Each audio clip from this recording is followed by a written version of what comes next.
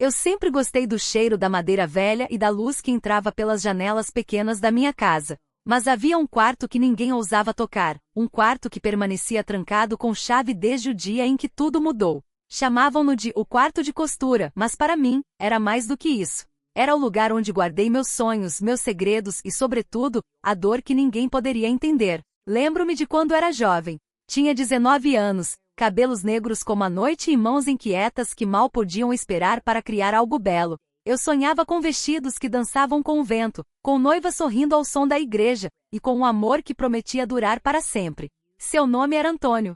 Antônio era diferente de todos os outros. Tinha um sorriso tímido, mas os olhos carregavam uma intensidade que me fazia sentir que poderia confiar-lhe meu coração. Nos conhecemos no mercado da cidade, onde ele vendia flores. Sempre que eu passava, ele estendia um pequeno ramalhete de flores silvestres e dizia: "Para você, para que nunca se esqueça que a primavera também existe nos dias mais cinzentos." Eu ria, envergonhada, mas algo no toque de suas mãos, algo no calor do seu olhar, fazia meu coração disparar como se estivesse prestes a fugir do meu peito. Passávamos horas caminhando pelas ruas de paralelepípedos, falando sobre tudo e nada, e cada palavra dele se tornava uma tatuagem na minha memória. Então um dia, ele me fez uma promessa que eu carregaria por toda a vida: "Espere por mim. Quando a cidade acordar para a primavera novamente, eu voltarei e pedirei sua mão." Acreditei. Acreditei de olhos fechados, como uma criança que se agarra a um conto de fadas. Mas a vida tinha outros planos. A guerra veio. Não uma guerra de soldados, mas uma guerra silenciosa de escolhas, de convenções sociais e da crueldade do mundo. A família de Antônio decidiu que ele deveria partir para a cidade grande, estudar e garantir um futuro seguro. Ele prometeu voltar, mas o tempo passou, e ele nunca voltou. O quarto de costura foi onde comecei a me refugiar. Cada peça de tecido que eu tocava, cada linha que eu puxava, era uma tentativa de prender meu coração partido em algo concreto. Vestidos de noiva enchiam o ar com sua promessa de felicidade, mas nenhum deles seria para mim. Ah, como doía ver o brilho nos olhos das noivas que entravam em minha loja, cheias de esperança, enquanto meu coração sangrava em silêncio. Costurava com dedicação, sorria para elas, mas por dentro, minha alma gritava: "Anos se passaram." Criei minha filha sozinha, sem jamais mencionar o quarto ou o homem que eu ainda amava em silêncio. A chave ficou escondida e a porta trancada. Ninguém precisava saber. Alguns segredos, aprendi cedo, são mais seguros quando guardados a 7 chaves. Mas tudo muda quando a curiosidade da juventude encontra a paciência da velhice. Minha neta, Isabela, entrou na casa com aquela energia que só os jovens possuem. Observava cada canto, cada móvel antigo, como se a casa fosse um livro cheio de histórias esquecidas. "Vovó, por que esse quarto nunca foi aberto?" Ela perguntou uma tarde, a luz do sol iluminando seus cabelos dourados. Sorri, mas não disse nada. Apenas continuei a costurar, deixando que o silêncio falasse por mim. Mas Isabela não se deixou enganar. Havia uma pergunta em seus olhos, algo que não podia ser ignorado. E então, por uma fração de segundo, a memória me engoliu. Vi novamente Antônio sorrindo, senti novamente o toque de suas mãos, e percebi que guardar aquela dor por tantos anos havia sido uma maneira de sobreviver, mas não de viver. Naquela noite sentei-me à porta do quarto, a chave em minhas mãos trêmulas. Cada clique do metal na fechadura parecia um batimento do coração que eu tinha enterrado há décadas. E quando a porta se abriu, um cheiro de passado, de tecido antigo e de flores murchas, me envolveu como uma tempestade.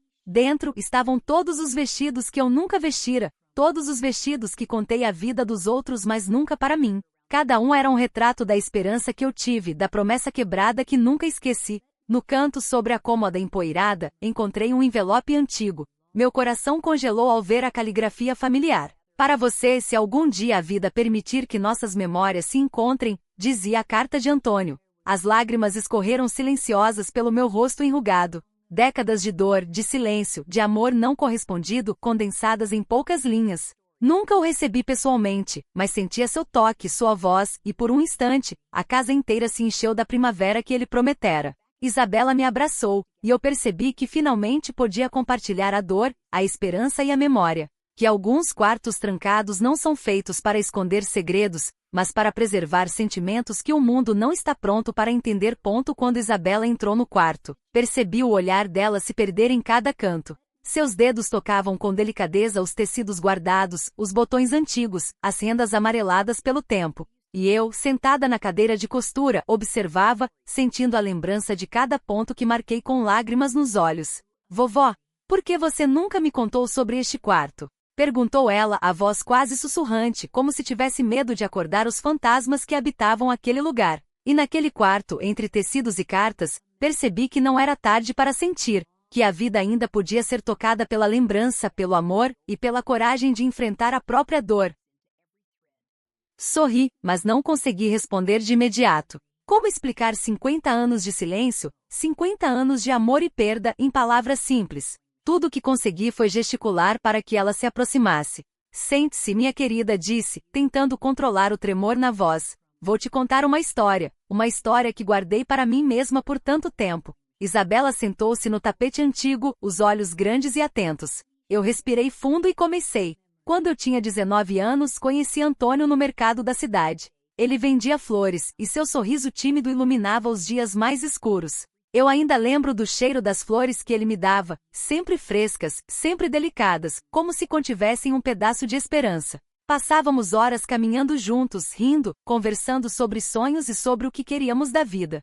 Ele prometeu que voltaria por mim, que pediria minha mão quando a primavera chegasse de novo. Eu acreditei. Acreditei de olhos fechados. Mas o mundo, minha querida, nem sempre segue as promessas que fazemos. A família dele decidiu que ele precisava ir embora para estudar na cidade grande, garantir um futuro seguro. E ele partiu, levando meu coração junto. Durante meses escrevi cartas que nunca enviei. Escrevia e rasgava, escrevia e guardava, porque tinha medo de que se alguém lesse, minha dor fosse exposta. O quarto de costura nasceu dessa dor. Cada vestido que fiz era um pedaço do que eu sentia, felicidade que eu não poderia ter, amor que nunca poderia viver. Costurei para noivas que brilhavam, para meninas que riam, e cada ponto me lembrava que eu jamais seria a noiva que sonhara. Mas eu continuei vivendo. Criei sua mãe sozinha, sorrindo, rindo, como se a vida tivesse sido generosa comigo. Ninguém soube do quarto, ninguém soube do Antônio, ninguém soube da tristeza que eu carregava em silêncio.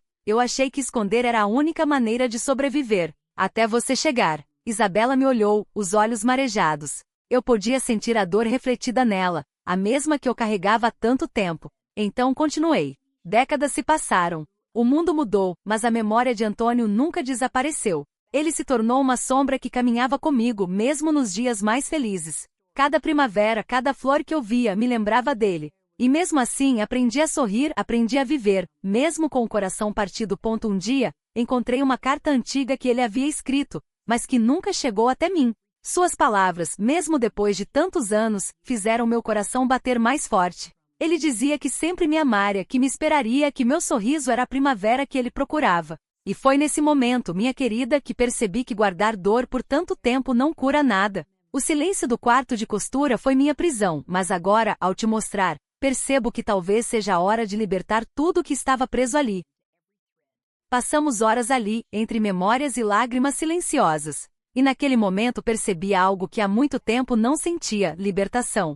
Libertação de décadas de dor, de promessas não cumpridas, de amor não vivido. Porque mostrar a Isabela não era apenas compartilhar uma história, era finalmente me permitir sentir novamente, sem medo, sem culpa, sem vergonha. Quando a noite caiu, e a luz da lua entrou pela janela do quarto de costura, percebi que havia algo mágico acontecendo. O quarto, que antes parecia um lugar de tristeza e segredos, agora estava cheio de vida. Cada vestido, cada flor, cada carta parecia sussurrar que mesmo a dor mais intensa pode se tornar memória, beleza e ensinamento. Vovó, disse Isabela, abraçando-me forte. Obrigada por me mostrar. Sorri, e percebi que finalmente podia descansar, sabendo que minha história não seria mais um segredo. Que minha dor, meu amor, minha esperança, estavam agora vivas através dela. E enquanto a lua iluminava o quarto, senti que Antônio, de alguma forma, estava sorrindo conosco finalmente. Os dias que se seguiram à revelação para Isabela foram estranhamente silenciosos. A casa parecia mais leve, como se o ar carregado de memórias tivesse finalmente encontrado espaço para respirar. Mas no meu coração havia um turbilhão de lembranças que eu não podia ignorar. Então, naquela tarde, enquanto costurava uma nova peça sem propósito, apenas para sentir as mãos ocupadas, comecei a reviver minha juventude de forma vívida. Lembro-me da primeira vez que segurei a mão de Antônio. Era um domingo ensolarado, e ele me levou até o rio fora da cidade. A água refletia o céu como um espelho, e ele me olhou com um sorriso tímido. Você acredita que algumas coisas nunca morrem, não importa quanto tempo passe? Perguntou ele. Depende do que você chama de coisas, respondi, rindo baixinho. O amor, disse ele, segurando minha mão com força. É o tipo de coisa que mesmo a distância não consegue apagar. E eu acreditei. Acreditei com cada fibra do meu ser. Acreditei tanto que quando ele partiu, senti meu mundo desmoronar. Cada dia sem notícias era uma batalha. Escrevia cartas que nunca enviei, sentindo que cada palavra era um fio que me conectava a ele. Mas a vida continuava cruel e indiferente. Naquele momento, percebi que o quarto de costura não era apenas um espaço de dor, mas um santuário de memórias. Cada vestido, cada carta, cada flor murcha contava uma história de amor, perda, esperança e coragem.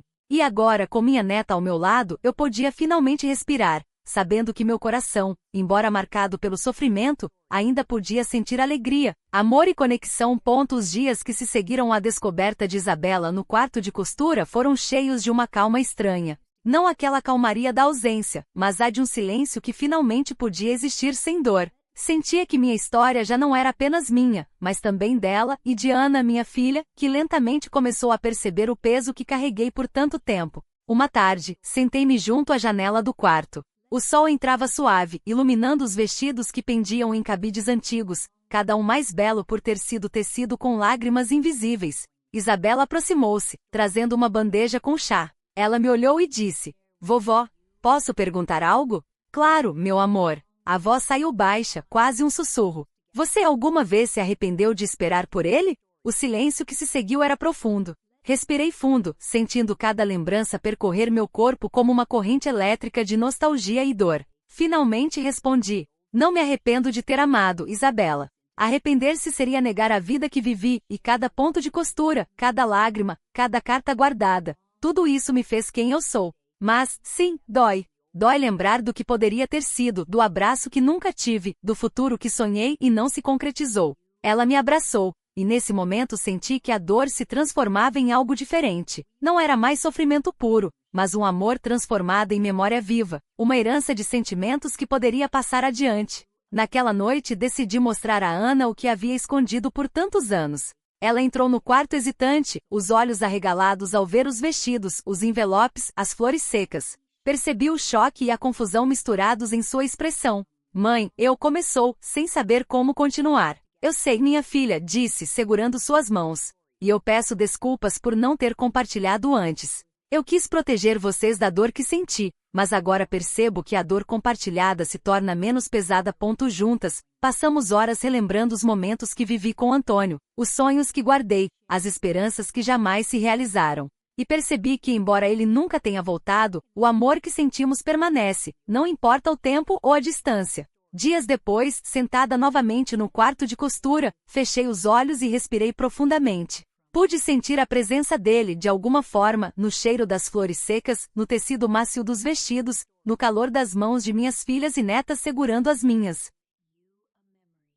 Finalmente, entendi que o silêncio não era mais uma prisão. Ele havia se transformado em uma ponte, entre o passado e o presente, entre meu coração e aqueles que amo. O quarto, antes cheio de dor, agora irradiava memórias e esperança. E naquela noite, enquanto a lua iluminava suavemente cada canto da casa, eu sussurrei: Obrigada, Antônio, por me ensinar a amar, a esperar e a viver. Isabela me olhou e sorriu, segurando minha mão. Vovó, agora eu entendo. Sua história é linda, mesmo com tanta dor. Sorri, sentindo uma paz que não conhecia havia décadas. A vida me ensinou que o amor verdadeiro não precisa de finais felizes para ser significativo. Ele sobrevive nas lembranças, nos gestos e nas histórias que compartilhamos. E assim, o quarto de costura permaneceu, não como um lugar de tristeza, mas como um santuário de memórias, de amor, de esperança. Um lugar onde a dor foi transformada em beleza, e o silêncio finalmente pôde falar. Porque no fim, percebi que cada coração que ama profundamente deixa marcas eternas e que essas marcas, quando compartilhadas, podem iluminar a vida de quem permanece. E mesmo que Antônio jamais tenha voltado, eu sabia que o meu amor por ele havia deixado algo vivo no mundo, minha filha, minha neta, minha história. E isso era suficiente.